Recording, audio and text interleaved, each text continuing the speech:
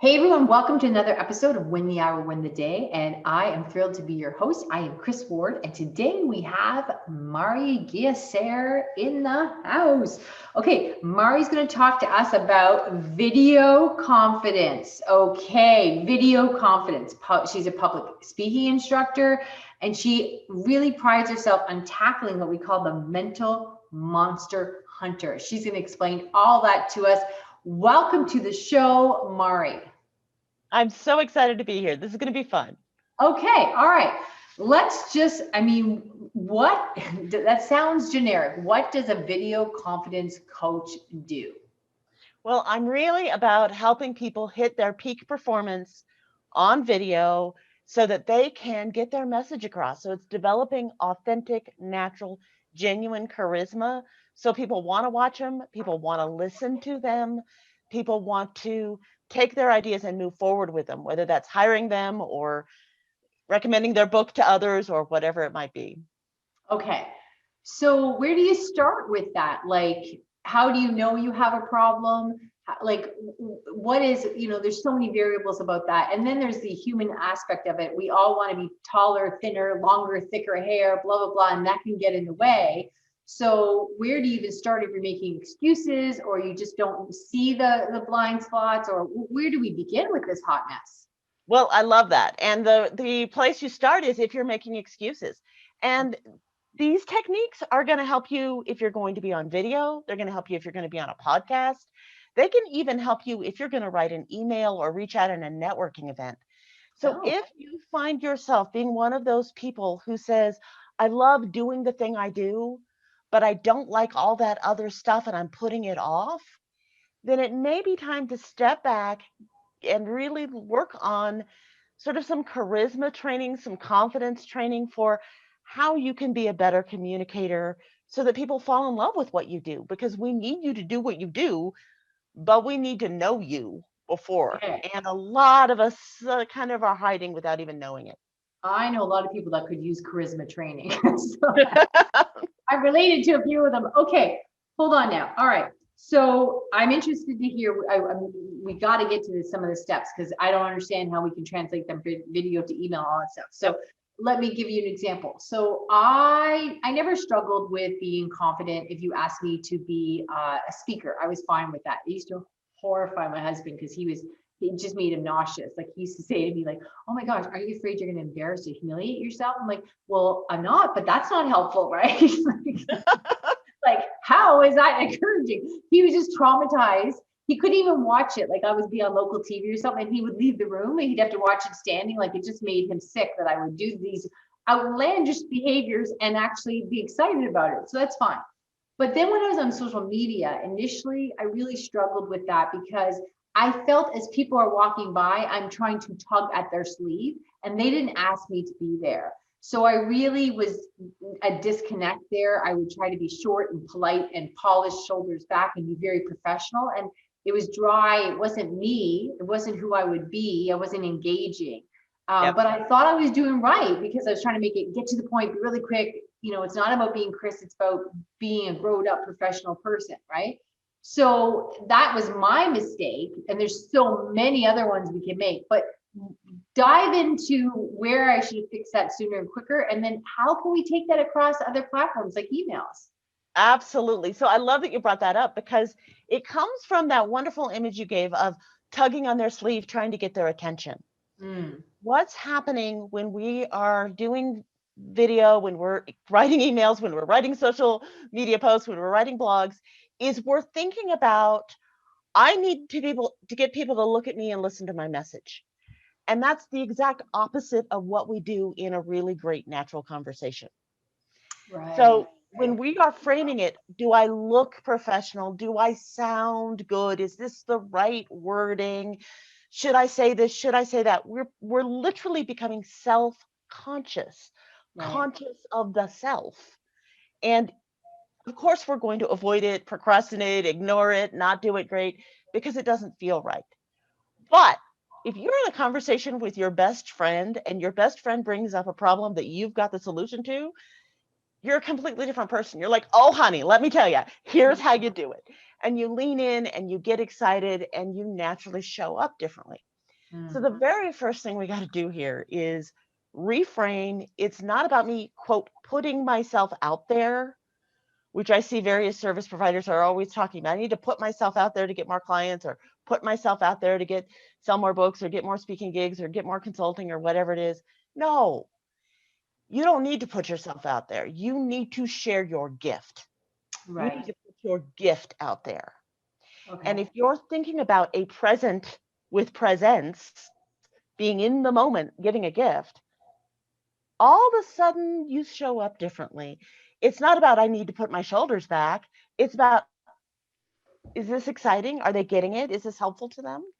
It's a completely different Yeah, and I think frame. for me, where I made the switch, what really helped me was two things. When I realized I'm not presenting, I'm talking, right? So I'm not present, it's not a presentation, I am talking, and I am talking to one person, because you do get caught up in your head and you think, okay, I'm on social media, I have to do video, and then you start speaking to the public, and then you start sub conversations like, so, if you've been in business a number of years, or maybe you're just starting out, or maybe, and now because you're presenting to everybody, because you're trying not, you just get caught up in that presentation mode, it waters down the message. And then I was presenting, not talking.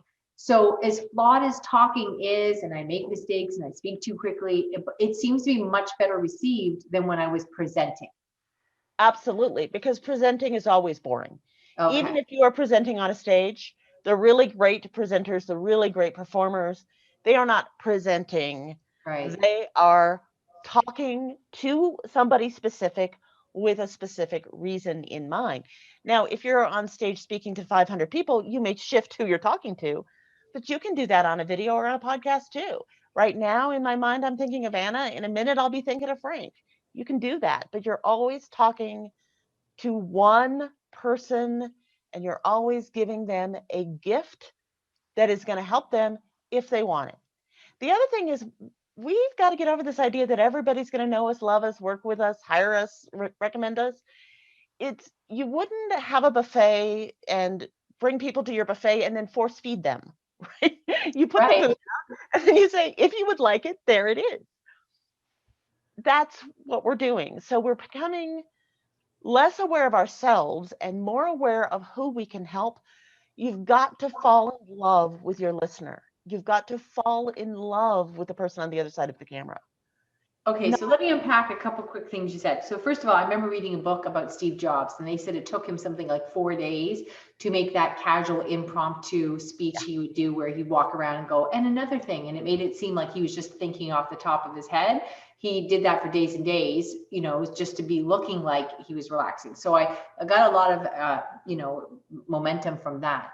Then I think what you're talking about is when you talk about that buffet and you don't want to force feed everyone, it was never a thought in my head, not once ever, that I thought everyone's going to love me or what I do. That is the opposite problem I have. I think I always thought for a long time that Chris is a little bit much for a lot of people.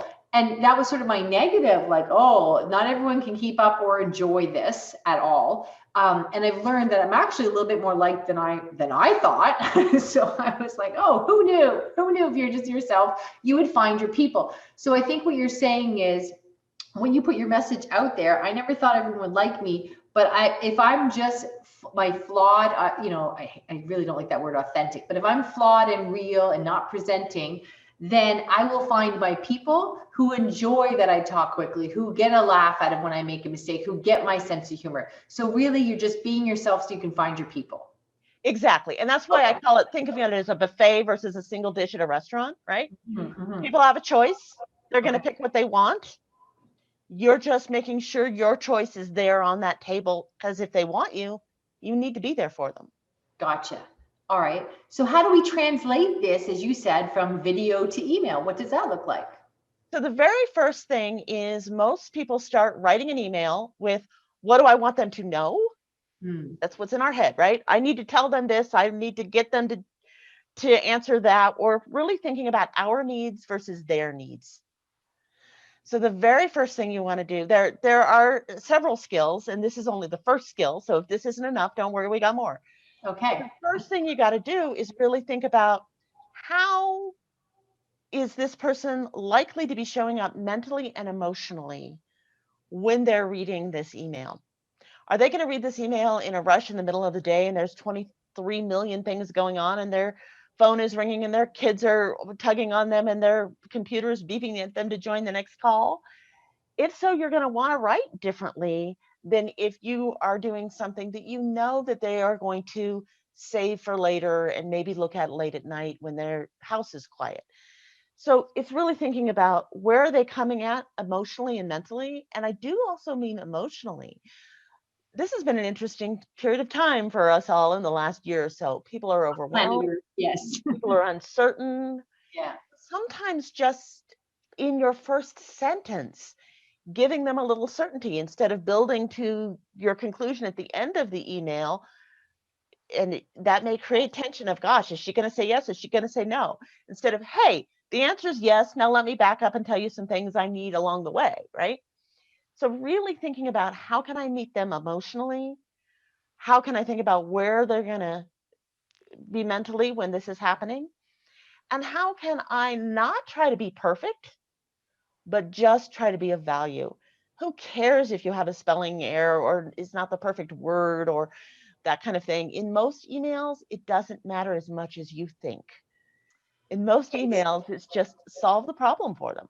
Yeah, so for me, all I'm thinking was I got to get these emails down, and I get so many, I have to get these off my desk, right? So there's that. And then I do move quickly and want to get on to the important work. So one of the things I had to learn is I might respond to your email and answer the question and get to the point, and then I have to stop and go, okay, let's warm this up.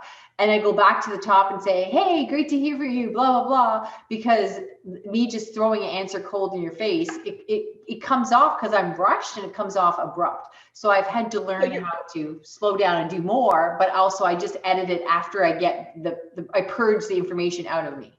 So you're doing exactly our next two techniques. Okay, well, look at me. I'm doing something. Dear Yeah, mom, I'm doing something right. Okay. you are. So this is something that you probably naturally do a lot personally that doesn't always translate to email, which is for us to feel really great about someone, they need to be showing up with three qualities.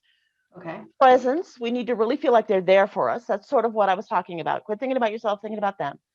But there also needs to be a good balance between warmth and strength. If Okay. somebody is too warm, we don't take them seriously.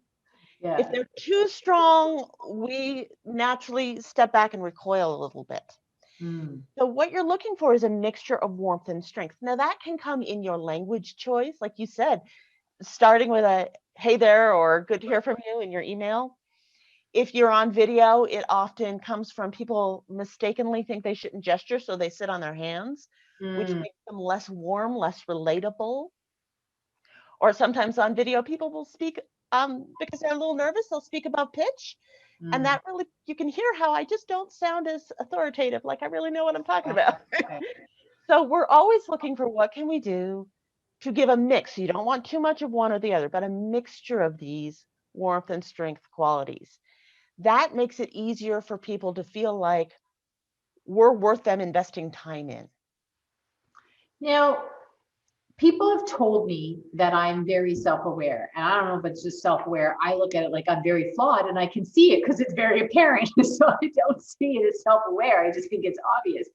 So I can see things like sometimes I have to change my enthusiasm because if not, it comes off not even aggressive, just loud and in your face, right? So sometimes like, oh, that was too much. We have to tone that down. That enthusiasm is going to get confused with something else, right? So I see that course correcting all the time. Actually, I should be further along for the amount that I course correct. But for other people, what are the cues that you're off base? So you're like, huh, how do you guys out there know when you're like, this sounds like me? What are the warning signs? Sure. So I'm going to give you some warning signs. I'm also going to give you an easy test you can do on your own to get even more insight. So Fabulous. if you are too strong, what you're going to find is people don't refer you to other people. Okay. People don't introduce you to other people. People don't invite you to networking events. They don't naturally give sort of that inclusion in things. Maybe they leave you off of an important email chain, that kind of thing.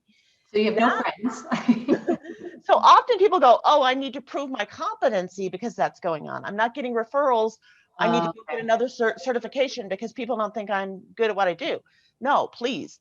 That's usually a warmth thing, right? Okay. If you have too much warmth but not enough strength, people will say things like, "Oh, I didn't know you were taking more clients," or, "Oh, well, maybe I'll hire you later, but I'm not sure I have the budget for it right now." Okay. What's happening is they're unclear about, is this worth an investment of time, energy, what have you. Okay. So if your network is too small, work on your warmth. If your close rate on new business, new sales, new projects is too small, work on your strength. Okay. And here's another bonus. All right. Go find testimonials people have written about you, LinkedIn, Facebook, wherever people have written it, and read them and circle the words. Okay. If they're saying things like exciting, enthusiastic, passionate, you're really high on the warmth side. Okay. If they're saying things like detailed, go-to person, on time, you're really high on the strength side. And often people go, "Oh, that's great," but what you want is both, Right. right? You want to know that both are happening. And then you also want to see your default. So for example, my default sometimes can be, I seem much too warm, and people go, "Oh my god, she's just so fun, she's just so exciting, she was so passionate about what she talked about today." And to me, it may look like a good testimonial, quote unquote, but I know, yeah, that was a fail because I didn't remember any of the content I tried to share today, right? So that will often happen when I'm speaking. But on one-to-one, sometimes when I'm talking to clients and that kind of thing, they'll say to me, "Oh, that's a lot of information." Mm. Ooh, that's a warning sign. I've not had enough warmth. So you can actually just track, what have clients or potential clients or networking partners said to you, Okay. and notice, are you getting a mixture, or is it all tilting one direction or another? Yeah, here's a funny story. There was a time when my business was new and I was very efficient. And I was just like driven, and because also you've got your family, your friends accommodating your schedule. My husband was my biggest fan. He said I turned him into a 1950s housewife in 2 years because he just kept doing more and more because he knew I was working so hard. He would pick up more and more slack. He did his fair share to begin with. Now he's doing all mine, right? So that's Right. fine. And in that pursuit of trying, when you're new a business, you think, oh, once I get past this next thing, all that stuff, which is my whole platform is now built on that. People, it's never going to be the next thing. So reach out, call me if you're in that state. But anyhow, so I would be driven, and I was told by some nice man in the business community that people find it hard. This is like a good 12 years ago. People find it hard to get to know me. That I'm very, he didn't say cold, but he was implying to it, right? And he said, "You're really efficient, but like I didn't understand what you want to know about my family. I didn't think it was relevant to the conversation. I just didn't get it, right?" So I was frustrated and explained that to my husband, and he said, "Babe, I just want you to understand you cannot read a book and go take another course on being warm. Like, you got to figure this out. This is not something you can study." Right? So, because I was like, what the hell do they want? Like, okay, I'll fix that. I'll apply myself. And he's like, "I think you need to do this one differently." So, okay. So I was getting the signs, and now what do you do about it? How do you make that change? Okay, so let's look at it separately. First, warmth and strength. If Okay. you are having problems with warmth, you've got to think about it as, people like people who are like them. So the reason people are asking about your family or whatever is just because they are looking for a similarity. Okay. And we do that as human beings. I don't know if you've ever been at a party. I see this happening all the time. I always think it's so funny. Where two people who don't know each other find out they're from the same hometown, Right. and they Okay. are suddenly best friends. And Right. I'm dead sure that if they were in the town, they would have ignored Yes. each other completely. Right. That's a good point. That is exciting. And then you're right. Well, why did I see you when I was there? Because I had no interest in you. Okay. That's a really good point. All right. So give people cues of likability, and it doesn't need to be huge. It could be, "I like purple too," or "I have a cat," or whatever. That's my software of choice. It doesn't need to be overly disclosing your Right. personal life if you don't want to. Right. That So makes sense. And I had the same issue with my team. They were telling me I had to be more personable on Facebook. And I'm like, listen, I don't have much of a life. I don't do very exciting things. So there's a picture of me bicycle riding. Like that's as exciting as it gets. And we get all these hits and they're like, see, and I'm like, all right, I just didn't think people cared. I got it. Okay. Because I just think who cares? But I get it. That really, it sounds simple, but I've been struggling with that in different variations for a long time. So they're just looking to understand how much you're like, got it. Yeah, Okay. it's not about you, it's about them. And I will Right. often bring up something that I know they relate to, that Okay. it may not be my top of my most exciting thing I did this week when somebody says what's going on, but I know they'll like it, right? It's our point of commonality. Okay. So that's how you're going to increase your likability. If or your warmth. If you're Right. not coming off strong enough, and this is something I see service providers do all the time, Okay. where they can't get to the sale. They become somebody's best Right. friend, but they don't get the sale. Right. I've seen that. Yeah. Um, that is because you are not providing enough certainty. Right. Okay. And certainty, and I need to caution here, certainty is not about your process, Okay. right? If I'm hiring you as a therapist, I don't need to know every bit of every training you went to and every modality you're going to use. If I'm hiring you as an architect, I don't need to know about the software you're using. But sometimes service providers like to start with all that. Let me tell you about my process. That is not certainty. Certainty is outcomes, timelines, pricing structures, who you Okay. help, who you don't help. Right. It's those labels that help us organize the rest of the information. That's interesting. Let me jump in because when you said certainty, I was thinking confidence. Certainty, the way you rolled it out, is very different than confidence because I was thinking, okay, swagger and confidence, I can do that. But that again can be overpowering. So the certainty of the plan is very different than coming in confident, which is also more obtainable. You can do that. Yes, because where Okay. I'm going is genuine confidence is a result of working on presence and warmth and strength and a few other things. It's not about focusing on you. Right. It's Okay. about focusing on who you're talking to. They need the certainty. They need to know how they're like. Right. Never about you.